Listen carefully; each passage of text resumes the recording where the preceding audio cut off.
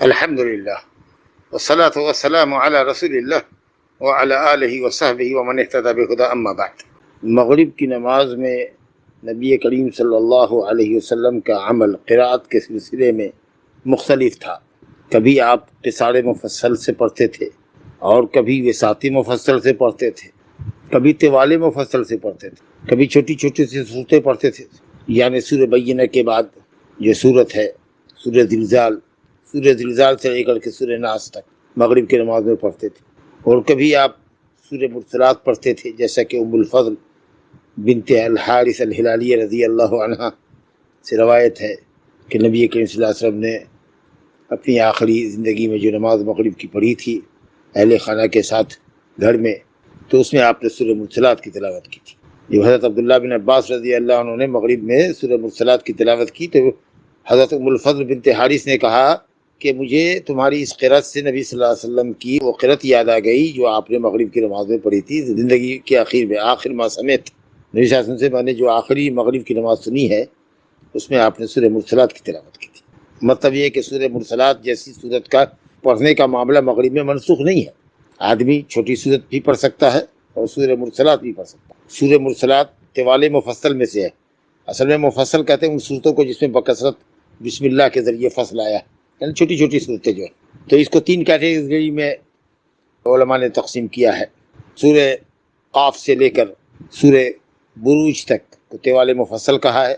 قدر لمبی صورتیں ہیں لیکن بسم اللہ آیا ہے کثرت سے، یعنی 2 رکوع 3 رکوع 60 آیت 70 آیت 100 آیت کے انداز سے بسم اللہ آیا ہے۔ اور اس کے بعد سورہ بروج کے بعد سے لے کر سورہ بینہ تک جو ہے وہ وساطی مفصل ہے، درمیانی صورت ہے جس کی تلاوت عام طریقے سے عشاء کی نماز میں کی جاتی ہے۔ اور اس کے بعد سورہ بینہ کے بعد سے لے کر کے سورہ ناس تک یہ قصار مفصل ہے، چھوٹی چھوٹی صورتیں ہیں۔ تو نبی کریم صلی اللہ علیہ وسلم نے قصار مفصل بھی کبھی مغرب میں پڑھا ہے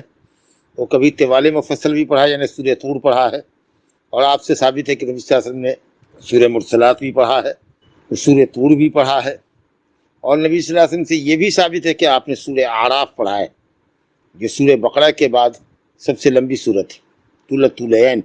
تو سنت کے احیاء کا تقاضا یہ ہے کہ کبھی کبھار سورہ اعراف بھی 2 رکعت میں پڑھ جانا چاہیے۔ باقی سورہ واقعہ کے سلسلے میں تفصیل نہیں ہے، سورہ طور کے سلسلے میں تفصیل نہیں ہے کہ آپ نے 2 رکعت میں پڑھا یا 1 رکعت میں، اور اسی طریقے سے سورہ مرسلات کے لیے بھی تفصیل نہیں ہے کہ آپ نے 1 رکعت میں پوری سورہ مرسلات پڑھی یا 2 رکعت میں اس کی تجزی کی، مجمل ہے۔ ایسا بھی امکان ہے کہ 1 رکعت میں پڑھا ہو، دوسری رکعت میں کوئی دوسری صورت پڑھی ہو، اور ایسا بھی امکان ہے کہ دونوں صورت میں آپ نے تجزی کر دی ہو، 2 رکعتوں کے اندر 1 صورت کی۔ لیکن ہر ہفتے کے جمعرات کی مغرب میں سورہ مرسلات کے پڑھنے کا التزام کرنا اور اس صفت کو معین کر دینا یا امام پر لازم کر دینا، میں سمجھتا ہوں کہ یہ بدعت اضافیہ میں ہے، داخل ہے۔ یہ مسجد کی انتظامیہ کون ہوتی ہے جو سورہ مرسلات کو ہر ہفتے جمعرات کے اندر مغرب کی نماز میں خاص کر تخصیص کرنے والے ہم اور آپ کون ہوتے ہیں شریعت میں؟ اگر کسی نماز کے ساتھ کسی صورت کو کسی مخصوص دن کے نماز میں خاص کر دیں تو یہ ہماری طرف سے اضافہ ہے جو بدعت ہے۔ ہاں یہ کہیں امام کو کہ کبھی کبھار آپ سورہ مرسلات بھی پڑھیے، کبھی سورہ طور پڑھیے، اور سنت کے احیاء کا تقاضا یہ ہے کہ آپ جو ہے وہ سورہ اعراف بھی پڑھیے اور امام صاحب کو کہیے کہ پڑھوائیے۔ لیکن ایک صورت کے اوپر دوام کرنا یا ہر ہفتے مغرب کی نماز میں جمعرات کے دن سورہ مرسلات کے پڑھنے کا التزام کرنا یا کرانا یہ صحیح نہیں ہے، یہ خلاف سنت ہے، بلکہ بدعت اضافیہ ہے۔ وکل بدعت ضلالہ، ہر بدعت گمراہی ہے۔ ھذا وباللہ التوفیق۔